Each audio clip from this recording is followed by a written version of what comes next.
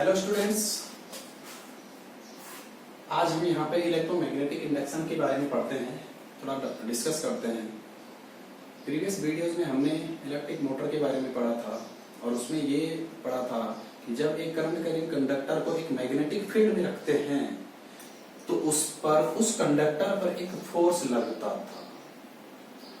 आज हम यहाँ पर पढ़ेंगे कि जब एक कंडक्टर को, मूविंग कंडक्टर को एक मैग्नेटिक फील्ड में रखते हैं, जब एक कंडक्टर को एक मैग्नेटिक फील्ड से गुजारा जाता है, मूव कराया जाता है, तो उस पर उस कंडक्टर में एक करंट जनरेट हो जाती है।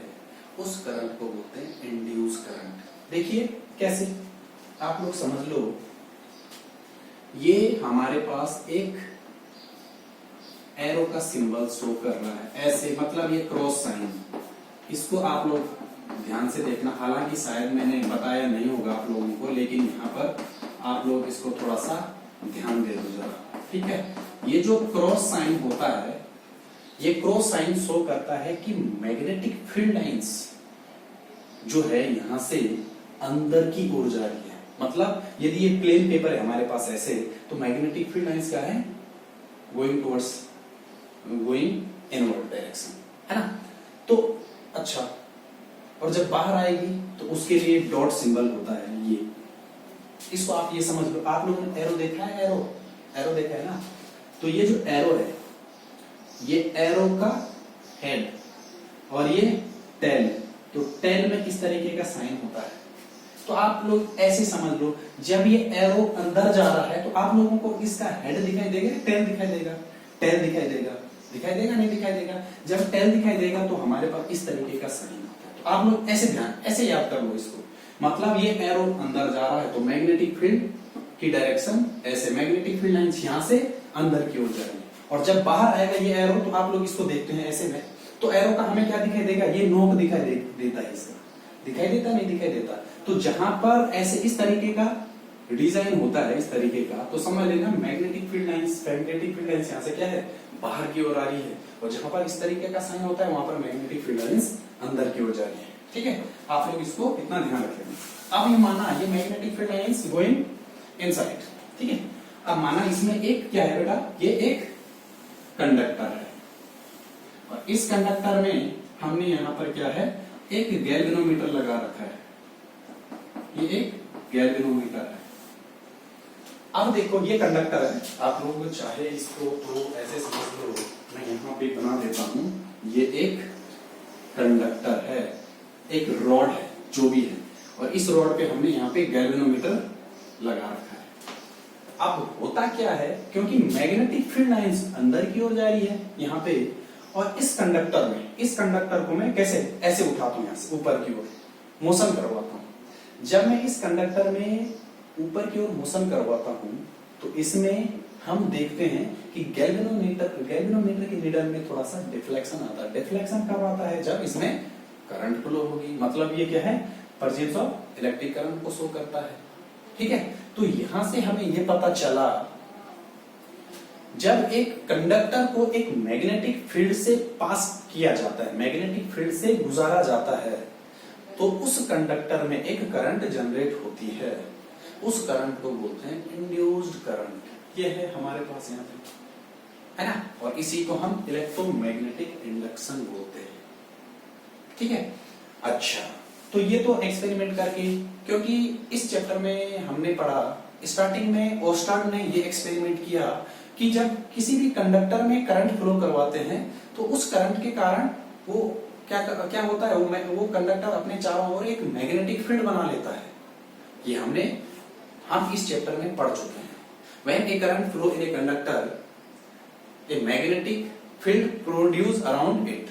अब यहाँ पे क्या है, यहाँ पे इसको जानने के लिए कई साइंटिस्टों ने रिसर्च किया, है ना। और रिसर्च करते करते उन्होंने ये बोला कि जब करंट के कारण मैग्नेटिक फील्ड बनता है तो क्यों ना मैग्नेट के कारण करंट भी तो बनती होगी। तो ऐसे ही एक्सपेरिमेंट करते थे। तो एक साइंटिस्ट थे हमारे, माइकल फेराडे, आप लोगों ने सुना होगा ना।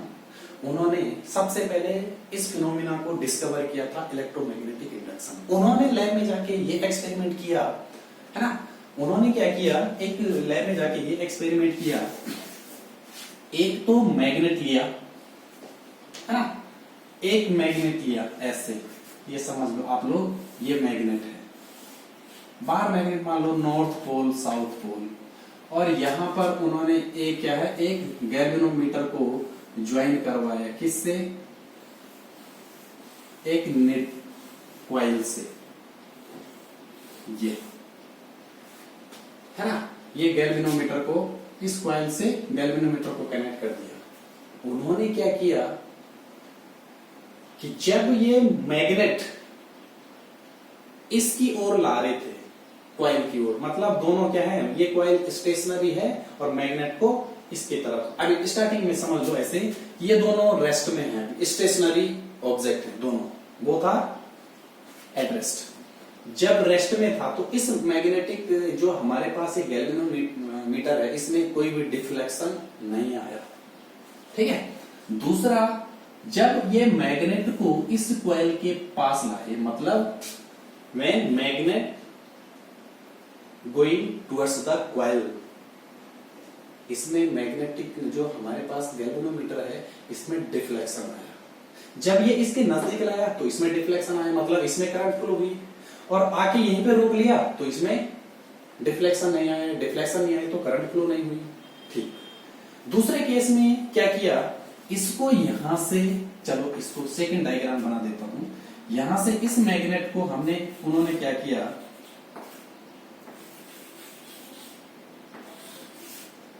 ये गैल्वेनोमीटर है, जब इस मैग्नेट को इसके पीछे लाया, वापस लाया मैग्नेट को, तो भी इसमें क्या हुआ, डिफ्लेक्शन आया, और आके इस मैग्नेट को दूर छोड़ दिया, ऐसे रोक लिया, तो इसमें डिफ्लेक्शन नहीं आया। तो उन्होंने यहां से ये फाइंड आउट किया कि कॉइल और मैग्नेट में रिलेटिव मोशन होना चाहिए। रिलेटिव मोशन का मतलब होता है एक ऑब्जेक्ट रेस्ट में होना चाहिए, दूसरा मोशन में होना चाहिए, ये रिलेटिव मोशन होता है। When an object is motion with respect to another stationary object is called relative motion। तो यहाँ पे जब रिलेटिव मोशन होता है तो दूसरा उन्होंने ये देखा, उन्होंने क्या किया, मैग्नेट को रेस्ट में रखा और कॉइल को आगे पीछे भगाते गए मैग्नेट से, तो भी जाके देखा कि गैल्वेनोमीटर में क्या आया, डिफ्लेक्शन आया। इसका मतलब उन्होंने ये बोला, वो चाहे मैग्नेट को मूव कराओ तो करंट जनरेट हो रही है, या फिर मैग्नेट को रेस्ट में रखो, कॉइल को क्या करवाओ, उसके चारों ओर क्या करवाओ, मूव कराओ, तो भी करंट जनरेट हो रही है। इतना क्लियर हो रहा है, ठीक है। तो इस करंट को बोलते हैं क्या, इंड्यूस करंट। अब इस इंड्यूस करंट का रीजन क्या है, कॉज क्या है, कॉज ऑफ इंड्यूस करंट, ठीक है। ठीक है भाई, ऐसा क्या हो सकता है, चलो मोशन ही कर रहे ना, ये रेस्ट में है, ये मोशन कर रहा है, तो करंट इंड्यूस हो रही है, लेकिन ऐसा क्या हो सकता है कि जब इन दोनों को रेस्ट में लाए तो इसमें करंट जनरेट नहीं हुई, मतलब इसमें डिफ्लेक्शन शो नहीं हुआ। इस मैग्नेट को निकाला, बीच में रखा नहीं, लेकिन यदि इसको आगे पीछे घुमा रहे तो इसका कॉज लास्ट में ये पाया गया, क्योंकि हमने ये पढ़ा मैग्नेटिक फील्ड लाइंस, पढ़ा नहीं पढ़ा, नॉर्थ पोल साउथ पोल, एक कॉइल इधर बना दी ऐसे, इस कॉइल में नीचे ये कॉइल है, चलो ऐसी बना देता हूं मैं, और यहां पर क्या लगा दिया, एक गैल्वेनोमीटर लगा दिया। तो यहां से number of magnetic field lines क्या कर रही है, इंटर कर रही है, क्योंकि magnetic field lines originate from north pole and terminate to south pole. तो ये पाया गया कि इस कॉइल में मैग्नेटिक फील्ड लाइंस क्या है, कंटिन्यूअसली चेंज होती है, और number of magnetic field lines के चेंजेस के कारण ही करंट जनरेट होती है। जब ये मैग्नेट यहां से दूर लाया, मान इस पोजीशन में लाया, यहां पे लाया, तो यहां से देखा बाकी मैग्नेटिक फील्ड लाइंस ऐसे जा रही है, और इस मैग्नेट के अंदर अभी कितनी मैग्नेटिक फील्ड लाइंस इंटर कर रही है, 2 ही, और जैसे इसको इसके नजदीक लाए तो 2 की जगह यहाँ पे मैग्नेटिक फील्ड लाइंस 10 हो गई, है ना। तो मैग्नेटिक फील्ड लाइंस के चेंजेस के कारण ही करंट क्या हो रही थी, जनरेट हो रही थी। लास्ट में ये कंक्लूजन निकाला गया, है ना, कि इंड्यूस करंट जो होती है वो number of magnetic field lines के चेंजेस के कारण क्या होती है, इंड्यूस होती है। ठीक है, तो ये एक्सपेरिमेंट हमारे पास किसने किया? माइकल फैराडे ने, और तभी जाके इलेक्ट्रोमैग्नेटिक इंडक्शन को अच्छे तरीके से समझा गया। ठीक है, तो आप लोग जरा इसके लिए मेरे साथ डेफिनेशन लिख लो, इलेक्ट्रोमैग्नेटिक इंडक्शन। हालांकि एनसीईआरटी बुक में आपके पास ये भी है, मैं बना ही देता हूं, डायग्राम बना देता हूं। ठीक है, आप लोग देख लेना, एक्टिविटी दे रखी है एनसीईआरटी बुक में। ठीक है बेटा, ये है, इसमें 2 कॉइल ली, एक कॉइल को बैटरी से कनेक्ट किया और दूसरी जो आपके पास सेकेंडरी कॉइल है, इस कॉइल में गैल्वेनोमीटर क्या है, ये बैटरी से कनेक्टेड है। 2 कॉइल, एक कॉइल को बैटरी से कनेक्ट किया, दूसरी कॉइल को क्या है, गैल्वेनोमीटर से कनेक्ट किया। समझा रहा हूं मैं आप लोग को, देख लेना, नोट बना लेना। जैसे ही यहाँ पे ये प्राइमरी कॉइल है और ये सेकेंडरी कॉइल है, जब प्राइमरी कॉइल में की को प्रेस किया तो इसमें करंट फ्लो हुई, इस कॉइल में करंट फ्लो हुई, और जब इस कॉइल में करंट फ्लो हुई तो ये कंडक्टर है, ये अपने चारों ओर एक मैग्नेटिक फील्ड बना लेता है, और जब मैग्नेटिक फील्ड बना लेता है तो यहां से मैग्नेटिक फील्ड लाइंस यहां से क्या है, इस कॉइल में इंटर करती है। जैसे ही मैग्नेटिक फील्ड लाइंस इस कॉइल में इंटर करती है, इसमें डिफ्लेक्शन शो होता है, और आप क्या है 2 मिनट तक कंटिन्यू इसमें क्या है, करंट फ्लो करवाते रहो, लेकिन इसमें करंट फ्लो, सेकेंडरी कॉइल में करंट फ्लो नहीं होती है ना। जैसे यहां से स्विच को ऑफ किया, करंट 0, इसमें डिफ्लेक्शन आया, इसमें करंट फ्लो हुआ, फिर जाके देखा कि अब इसमें करंट फ्लो नहीं हो रही है। तो इसका मतलब जैसे जैसे यहां पर number of magnetic field lines में चेंजेस आता है, इसके कारण इसमें वैसे यहां पर करंट इंड्यूस होती है। अब ये इंड्यूस करंट डिपेंड करती है, इसकी स्ट्रेंथ, मैग्नीट्यूड इंक्रीज कब होती है, डिक्रीज कब होती है, वो डिपेंड करता है क्या, number of magnetic field lines के चेंजेस के कारण। यदि करंट को इंक्रीज कर देंगे तो उतना ज्यादा यहाँ पे क्या है, उसके अंदर सेकेंडरी कॉइल के अंदर मैग्नेटिक फील्ड लाइंस इंटर करेगी, मतलब उतना ज्यादा चेंजेस आएगा, उतना ज्यादा चेंजेस आने के कारण उतनी ज्यादा क्या होगी, करंट इंड्यूस होगी। ठीक है, तो ये एक एक्सपेरिमेंट था, आप लोग इसको समझ गए होंगे। इसकी डेफिनेशन आप लिख लो, electromagnetic induction, electromagnetic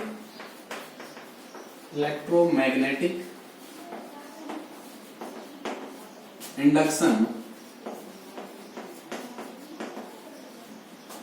electromagnetic induction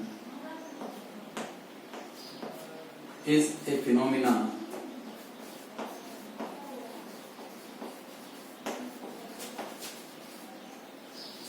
in which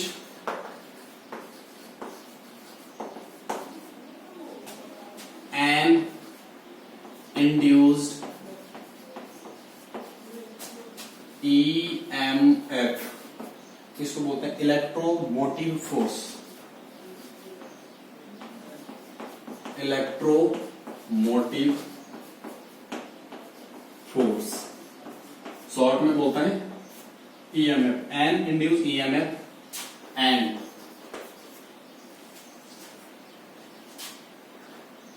N induced current is produced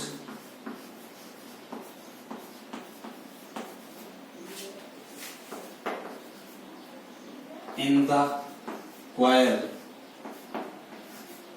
by changing the number of magnetic field lines, magnetic field lines.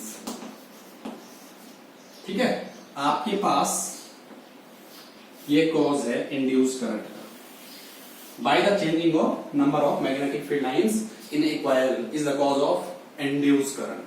आ सकता है, 1 नंबर का क्वेश्चन आ सकता है, right the cause of induce current, क्या आएगा, by the changing the number of magnetic field lines in the coil is the cause of induced current। इतना क्लियर हो रहा है?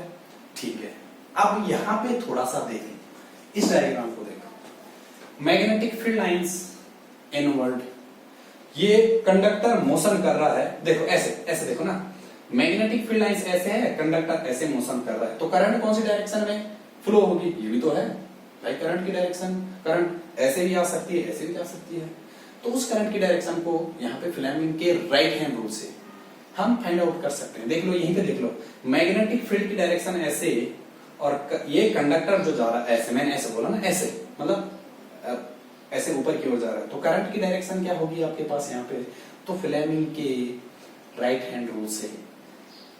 फर्क इतना है, middle finger, four finger, thumb तीनों परपेंडिकुलर टू ईच अदर होने चाहिए।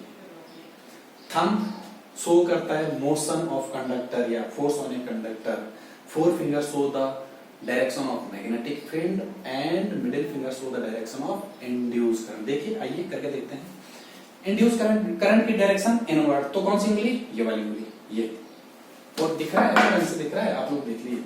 और करंट और मैग्नेटिक फील्ड की डायरेक्शन कैसे है, इनवर्ड, और फोर्स कौन सी डायरेक्शन में लग रहा है, अपवर्ड डायरेक्शन में लग रहा है, नहीं लग रहा है, ऐसे मैग्नेटिक फील्ड फोर्स, तो करंट ये उंगली मेरे साइड आ रही है, तो इसमें करंट की डायरेक्शन इस ओर होगी, ठीक है।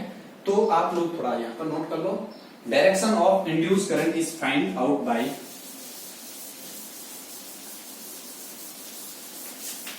Direction of induce current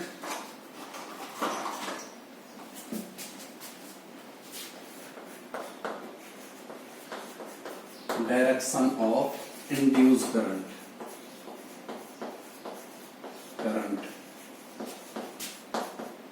is given by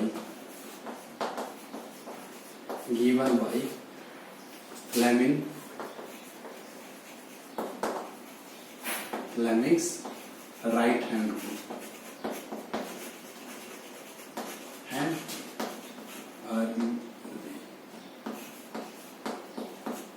ठीक है। इसका स्टेटमेंट लिख लो, 2 नंबर का आता है, if we stretch our right hand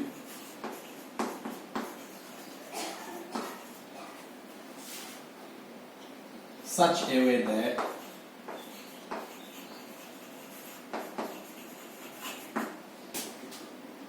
forefinger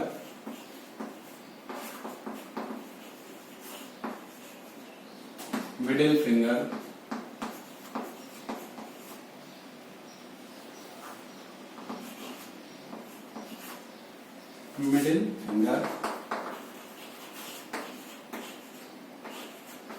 and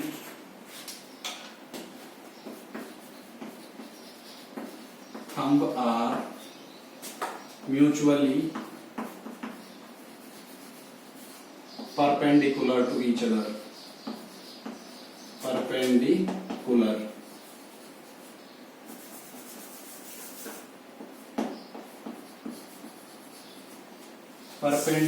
to each other, then thumb points the direction of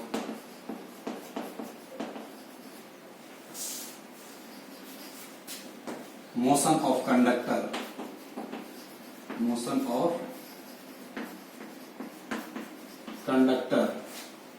four fingers show the direction of forefinger points the direction of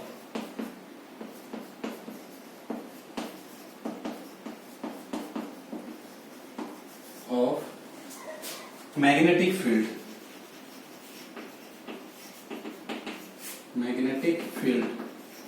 और magnetic field को B से represent करते हैं, ठीक है, magnetic field, then middle finger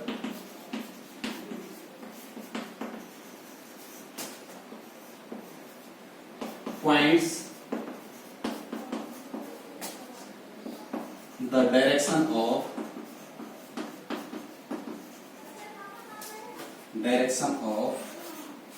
induced current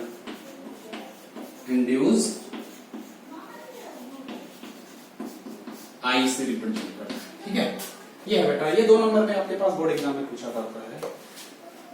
अब यहाँ पे थोड़ा सा मैं आप लोगों को बताता हूँ difference between left hand Fleming left hand rule and right hand rule, दोनों सेम है। ये उंगलियां right angle to each other, thumb, इसको भी समझो, इसको भी समझो, इसको भी समझो। FBI जो मैंने बोला था, FBI, F का मतलब फोर्स ऑन ए कंडक्टर या फिर motion of a conductor, B का मतलब मैग्नेटिक फील्ड, I का मतलब करंट। राइट हैंड में भी सेम है, FBI। देखो परपेंडिकुलर टू ईच अदर है, इन दोनों को देखो, ये right angle to each other है, इन दोनों को देखो, ये भी right angle to each other. यदि आप इन दोनों को देखते हैं तो ये भी right angle to each other है। ठीक है, फर्क क्या है दोनों में? लेफ्ट हैंड रूल से हम मोशन और फोर्स ऑन ए कंडक्टर को फाइंड आउट करते हैं, और राइट हैंड रूल से हम क्या है, डायरेक्शन ऑफ इंड्यूस करंट को क्या है, फाइंड आउट कर सकते हैं। लैंग्वेज एक ही है, लेकिन ध्यान रखना आप लोगों ने, इंड्यूस करंट की डायरेक्शन को हम फ्लेमिंग के राइट हैंड रूल से फाइंड आउट करते हैं, और डायरेक्शन ऑफ फोर्स को हम क्या है, फ्लेमिंग के लेफ्ट हैंड रूल से फाइंड आउट करते हैं। ठीक है, ये 2 नंबर का आपके पास एग्जाम में आया जाता है, right Fleming left hand rule and right hand rule. ठीक है, ओके, थैंक यू।